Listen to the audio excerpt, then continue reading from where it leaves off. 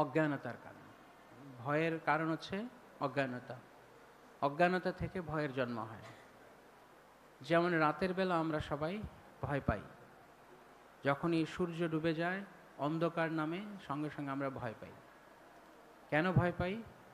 কারণ এখন কিছু দেখা যাচ্ছে না। অবশ্যই আমরা আলোকিত করেছি, কিন্তু স্বাভাবিকভাবে দিনের বেলা কেউ ভয় পায় না, বা অপেক্ষাকৃত অনেক কম ভয় পায়। ভয় তো সবসময় জীবকে তাড়া করছে, কিন্তু অপেক্ষাকৃতভাবে অধিক ভয় হয় রাত্রিবেলা। কেন? তখন অজ্ঞানতা। এটা কোন অজ্ঞানতা? এটা হচ্ছে অন্ধকার। তো ঠিক যেভাবে অন্ধকারের কারণে আমরা রাত্রিবেলা ভয় পাই, কারণ দেখতে পাওয়া যাচ্ছে না। যদি দেখতে পারা যেত তাহলে এরকম ভয় হতো না। আবার ঠিক একই রকমভাবে আমরা দেখি যখন প্রভাতে সূর্য উদিত হয়, তখন সঙ্গে সঙ্গে সেই ভয়গুলো সব দূর হয়ে যায়। তাহলে আলোর প্রবেশ ভয় দূর করে, আর অন্ধকার ভয় উৎপন্ন করে। তো এটি তো জড়জাগতিকভাবে অন্ধকারের কারণে ভয়। আর আধ্যাত্মিক বিচার থেকে, পরমার্থ বিচারে, এটা ব্যবহারিক বিচার, পরমার্থিক বিচার হচ্ছে এই একই অন্ধকার যখন আমাদের জীবনকে গ্রাস করে তখন আমরা ভয় পাই। তো এই অন্ধকার কি অন্ধকার? অজ্ঞানতার অন্ধকার। যেমন আমরা বলছি ওম অজ্ঞান তিমিরান্ধস্য জ্ঞানাঞ্জন শলাকা। অজ্ঞান অন্ধকারের কারণে আমাদের ভয় উৎপন্ন হচ্ছে। তো সেই সময়ে কোনো মহাত্মা, সাধু বা গুরু, তিনি আমাদের জীবনে জ্ঞান প্রদীপ প্রজ্বলিত করেন, এবং তার ফলে আমরা সব দেখতে পারি। এবং যখন দেখতে পারি তখন সংশয় দূরীভূত হয়, সব কিছু সুস্পষ্ট রূপে আমাদের কাছে প্রকাশ পায়। তো এই প্রকাশ হচ্ছে জ্ঞানের লক্ষণ, আর অন্ধকার হচ্ছে অজ্ঞানতার লক্ষণ। তো কি, কোন প্রকাশ? যেমন একজন প্রভু বললেন, দেহ এবং আত্মার মধ্যে পার্থক্য বুঝতে না পারা। তো প্রকৃত জ্ঞান হচ্ছে দেহ এবং আত্মার পার্থক্য বুঝতে পারা। দেখবেন যখন আমরা এমন কোনো স্থানে গাড়ি চালাচ্ছি যেখানে অন্ধকার বেশি এবং সামনে দেখা যাচ্ছে না, বিশেষ করে কুয়াশাচ্ছন্ন রাত যদি হয়, সামনে এক হাত দূরেও দেখা যাচ্ছে না, তখন গাড়ির গতিবেগ অনেক কম থাকে। কেন? সংশয়গ্রস্ত যে সামনে কি রয়েছে। কিন্তু যখন দিনের বেলা কুয়াশামুক্ত পরিষ্কার আকাশ, আলোকোজ্জ্বল দিন, তখন গাড়ি তার যথার্থ দ্রুত বেগে চলতে পারে। তো যখনই আমাদের পারমার্থিক জীবনে এই কুয়াশা অন্ধকারের সৃষ্টি হয়, তখন আমরা বুঝতে পারি না কি করা উচিত। আর তখন অন্ধকারের মধ্যে যা যা নয় আমরা তাকে তা ভেবে বসি। যেমন শ্রীল প্রভুপাদ তাৎপর্যে লিখছেন যে আত্ম উপলব্ধির অর্থ এই নয় যেহেতু পরমাত্মা ও জীবাত্মা উভয়ই আত্মা, তাই তারা সর্বতোভাবে সমান। এটা কারা মনে করে যে আত্মা এবং পরমাত্মা সমান? নির্বিশেষবাদীরা। তারা বলে যে সব কিছুই সমান, সব কিছুই এক। নির্বিশেষবাদীদের ধারণা হচ্ছে যে যখন আমরা প্রকৃত জ্ঞানে স্থিত হব তখন আমরা বুঝতে পারবো সব কিছু সমান। আর জ্ঞান নেই বলে আমরা মনে করছি ভিন্নতা, বৈচিত্র্য আছে জ্ঞানের অভাবের কারণে।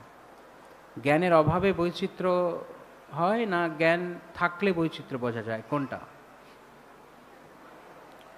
একটা অন্ধকার ঘরে সব কিছুই কেমন দেখা যায়? বৈচিত্র্যপূর্ণ। যেখানে আলো নেই সেখানে সব কিছু কী দেখা যায়? সবই এক দেখা যায়, কারণ সব অন্ধকারের দ্বারা আচ্ছন্ন। যখন আলো প্রবেশ করে তখন দেখা যায় না, ঘরে একটা টেবিল রয়েছে, একটা চেয়ার রয়েছে, কিংবা খাট রয়েছে, অন্যান্য আসবাবপত্র রয়েছে। তো এই যে মায়াবাদীদের যে ধারণা যে জ্ঞানের প্রকাশ হলে সব সমান অনুভূত হয়, এটি সম্পূর্ণ বিপরীত বুদ্ধি। বরং জ্ঞান না থাকার কারণেই, অজ্ঞানতার কারণেই সব কিছুকে এক মনে হয়। তো শ্রীল প্রভুপাদ এই প্রসঙ্গে তিনি বলছেন যে যখন মায়াবাদীরা মনে করে যে জীবাত্মা এবং পরমাত্মা এক হয়ে যাবে, তো জীবাত্মা এবং পরমাত্মা যদি এক হয় সেটিকে তারা জ্ঞান বলছেন, আর প্রভুপাদ বলছে এটি মহা অজ্ঞানতা।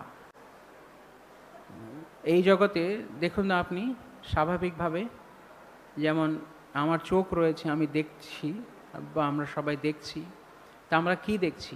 আমাকে দেখছি না অন্য কাউকে দেখছি, অন্য কোনো বস্তুকে দেখছি? চোখের দৃষ্টি এবং বস্তু এক না আলাদা? হ্যাঁ, এক না আলাদা? কারা কারা মনে করছেন চোখের দৃষ্টি আর বস্তু, দৃশ্য বস্তু এক? কারা কারা মনে করছেন আলাদা? আলাদা তো। তো যেমন একজন দ্রষ্টা রয়েছে তেমনি দৃশ্য রয়েছেন, তাই সব কিছু এই জগতে আলাদা দেখা যাচ্ছে। তাহলে হঠাৎ করে কীরকমভাবে সব কিছু এক লাগবে? জ্ঞানের প্রকাশ হলে এক লাগবে? যে অন্ধ, জন্মান্ধ, তার কাছে সব কিছুই এক, দেখতেই পায় না। যার চোখ রয়েছে সে দেখতে পায় সব কিছু আলাদা।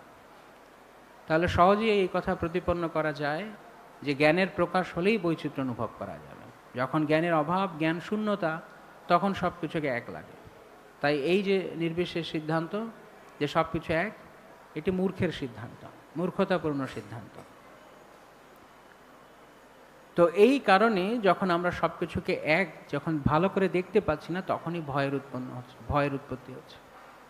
তো ঠিক যেভাবে অন্ধকার থেকে যখন আমরা আলো প্রকাশ হচ্ছে, আমরা ভয় দূরীভূত হচ্ছে, তেমনি যখন বিদ্যার প্রকাশ হবে, প্রকৃত বিদ্যা আসবে জীবনে, তখন আমরা আলোকিত হব।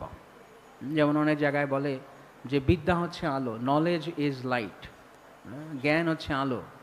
তো কোন জ্ঞান আলো? এই জগতে যে সমস্ত জ্ঞান আমরা আহরণ করি, এই জ্ঞান আমাদেরকে কি শেখাচ্ছে? ভোগ করো, ইন্দ্রিয় সুখ ভোগ করো, যতটা সম্ভব এই জগৎ থেকে সুখ ভোগ করে নাও। অর্থাৎ এই জগতের সমস্ত অনিত্য বস্তুকে ভোগের উপাদান বানানোর চেষ্টা করছে, ভোগ্য বস্তু বানানোর চেষ্টা করছে। এখন এইখানে বিচার করতে হবে যে আমি কি এই জগৎ থেকে আত্যন্তিক ভোগ বা আনন্দ পেতে পারি? কিভাবে পেতে পারি?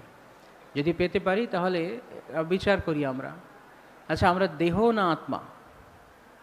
সবাই জানি আমরা আত্মা, এটি প্রথম পাঠ।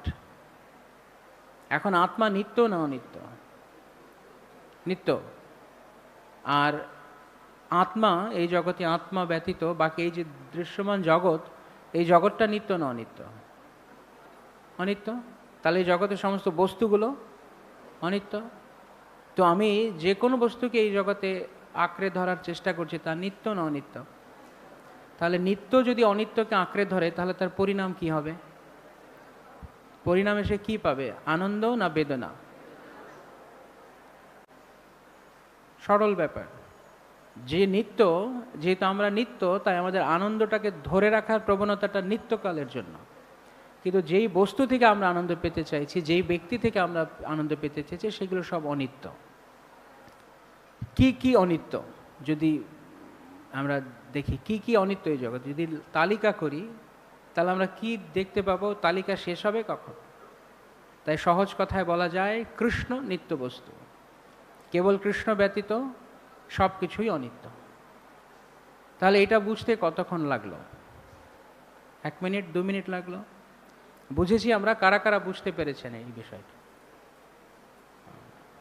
এখন যদি প্রশ্ন করা হয় কারা কারা আমরা জীবনে এই বিষয়টি প্রয়োগ করি, যে আমি অনিত্য, আমি নিত্য, কিন্তু আমি অনিত্য বস্তুর প্রতি কখনো আকৃষ্ট হব না বা আমার বলে মনে করবো না, এটি কারা কারা অ্যাপ্লাই করছে, প্রয়োগ করছে জীবনে? করি না বলেই আমাদের এই দশা, দুঃখ। তাই জন্য কপিল দেব বলছেন যে আমি মাকে যেই জ্ঞান দান করবো, আধ্যাত্মিক বিদ্যা, তার দ্বারা সমনীম সর্বকর্মণা, সমস্ত কর্ম দূরীভূত হবে। অর্থাৎ কর্মবন্ধন যখন নেই, তখন আর অজ্ঞানতা নেই, তখন আর দেহ ধারণ করার কোনো প্রয়োজনীয়তা নেই। দেহ আমরা ধারণ করি কেন? দেহ ধারণের কারণ হচ্ছে পূর্বকৃত কর্মফল ভোগ করার জন্য। যখন কর্মই নেই, কর্মই জিরো হয়ে গেছে, শূন্য হয়ে গেছে, তখন আর মানে কর্ম বলতে কর্মফল যখন শূন্য হয়ে গেছে, তখন আর দেহের কোনো আবশ্যকতা নেই। তাকে বলা হয় মুক্ত বন্ধন, যেটা এই শ্লোকে বলা আছে, লব্ধাত্মা মুক্ত বন্ধন। যখন আমরা আত্মা উপলব্ধিতে, আত্মার স্থিতিতে আসব, তখন আমরা মুক্ত। যেই মুহূর্তে জীব এইভাবে এই জ্ঞান থেকে কাজ করছে যে সে আত্মা, আত্মার দৃষ্টিকোণ থেকে যখন সে কাজ করছে তখন সেই সমস্ত কর্ম বন্ধনের উৎপত্তি করে না। যখনই আমরা আত্মা নয় দেহের স্তর থেকে কাজ করছি, দেহ ভাবনা থেকে কাজ করছি, সঙ্গে সঙ্গে সেই কর্ম বন্ধন তৈরি করবে।